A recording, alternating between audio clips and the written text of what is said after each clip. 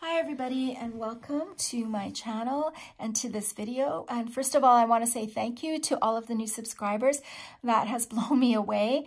And I kind of looked back to see what was the favorited video, and by far it was the one that I put out in January about how to create color changing stickers in GoodNotes. And so that kind of tells me that you are a creative person and that you want to learn and you want to do things for yourself and you want to make stickers and learn things, and that's why you are here watching that and watching this video. And I'm happy to share what I've learned along my journey. I've been digitally planning for at least 2.5 years and creating things and stickers and all of that. I've only started my Etsy shop for the last 3 months, and I create, a monthly plan and journal because that gives me planner peace. And I create stickers thematically for the month. My journal covers thematic, and then I create stickers to match that theme. And that's what I do and bring it to you. So yeah, planner piece is kind of a difficult thing for most people. And I would recommend that whatever planner you have, whether you've created it or you've purchased it, that you sit with it for a while, because the art of planning and checking off your lists and your trackers, that's a habit that you have to form. So it in itself, you're checking off the habits that you want to check off. Did I drink water? Did I take vitamins? Did I move today? But you also have to create this habit of going into your planner and using it. But you know what? Planner piece is also difficult because our lives are changed from month to month. The weather changes, our environment changes, the circumstances in our lives change, and it's okay not to be in your planner all the time. But at least stick with one for about 3 months just to see. It will give you a better idea of what kind of a planner you are and what you like. And then when you come in here into Keynote and you want to create, you'll have a better idea. I also encourage you to take a paper and pen and design the planner that you want. That's perfect for you. Do you want monthly, weekly, yearly? Do you want fitness inserts? Do you want trackers in there? Take some time to create it on paper. And then when you do come into Keynote, you will have a much better idea. So yes, I have, also created a video about how to merge. I'm just back to the GoodNotes, color changing stickers and how to merge them. I created that video at the end of January. And the reason I bring that out is because it's sort of the same concept here. Like, I've worked in Photoshop for many years, and when you create layers upon layers of things, it makes your file size bigger and bigger. And so when you merge things, you're kind of condensing it, creating less megabytes. And you don't want to create a planner that has enormous amounts of megabytes, because when you do import it into your planning app of choice, your planner app of choice, it's gonna be slow and it's gonna be lag. It's gonna lag for you. That means it's not gonna bring up the pages as quickly as you'd want them to. So in this video, I'm gonna kind of show you what you need to do to get started in digital planning if this is your first time. And there might be even some, techniques in here if you've already created digital planners that might work for you, that you're, wanting to know. So what you're going to do is you're going to make a presentation when you come into Keynote, and you are going to size it the size that you have determined for your iPad and the planning app that you use, like Note Shelf, GoodNotes, and stuff like that. And the very first thing that I suggest that you do is get used to the toolbar up there and play around with it and see what features it has, because that is what you're going to use to create each page of your planner. Not necessarily each page, because for example, my week, I'm only going to create one of it and then I will duplicate it later. But what do you want to put inside of your planner? Mine are very basic. So I'm just going to give you a very quick example. If you come in and you press the toolbar and the shapes tool, there are so many different shapes in there, and you want to make a landscape planner, and you want to, it's not perfect, I'm just for this video going quickly, and you want to change the color of it to something else, and then you're going to add another layer of a text on here, another layer maybe of a picture on here and another layer, that's going to bulk up your planner. And you're going to do that on every single page that you want inside your planner. Every page is going to make your planner a bigger megabyte planner, which is going to not work super efficiently in GoodNotes or NoteShelf. So along my journey, I have discovered a wonderful, wonderful digital planner lady who creates planners and videos, and she was just generous enough to share her craft with us, and she discovered how to merge these layers that we are creating on each of our pages to effectively have a lag-free planner. And her name is Christine, and she does Planners by Christine, and I'm going to leave her link below so that you can watch her videos, because they will immensely, immensely help you into creating your digital planner. So she has discovered how to merge these layers and effectively reduce the megabytes of your planner.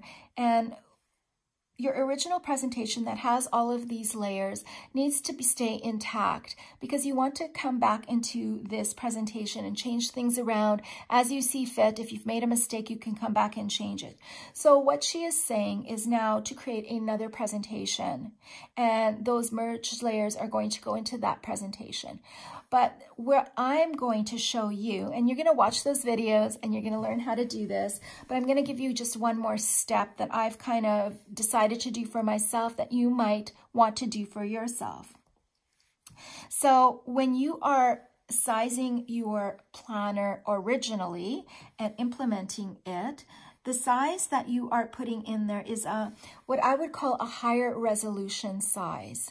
And what that means is that when you take this planner and you've exported it into your note-taking app, what I have noticed is that if you make it a higher resolution, well, originally, let me just be a little bit clear. Originally, you do want to create in that higher resolution size that you've set as your planner size, because you want everything to be crisp and clean and you know, no blur in your lines or in your photos. And when she says for you to put it into another presentation, I'm just saying my suggestion, because based on what I've done, is to create a lower resolution file so that you can take that lower resolution file and upload that PDF into your planner.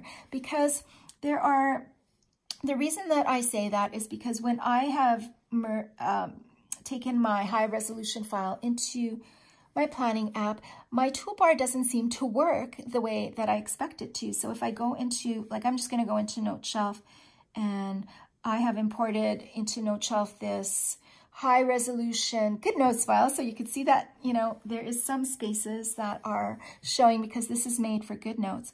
But if I want to put some text in here at 14 points, because, you know, if you've ever typed, you know what 14 points looks like. And so here's Helen's journal, and I purchased that font. I love, love, love that font off of Etsy, and she's just a fantastic person. And if you like it, you should go check it out. So I'm going to type in hello, and here it is. I don't even think that this camera can pick that up. There it is.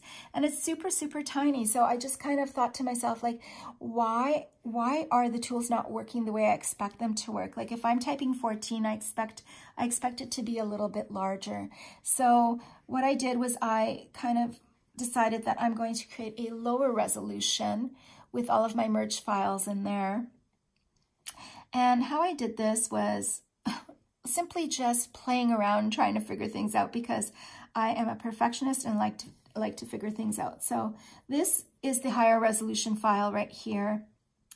And then I decided to figure out how to make the lower resolution file. So when I show you that, you will see that the numbers are much lower. 1024 by 655. And so how did I come up with this? Well, basically my iPad is a 4:3 ratio, and they do have 4:3 here. So when I clicked on it, the width of it was 1024. And so I thought to myself, well, maybe if I just change the height of it, I can make it fit into GoodNotes, and that actually worked. So I did figure out that 1024 by 655 fit perfectly in GoodNotes. on the iPad 12.9 as a lower resolution file.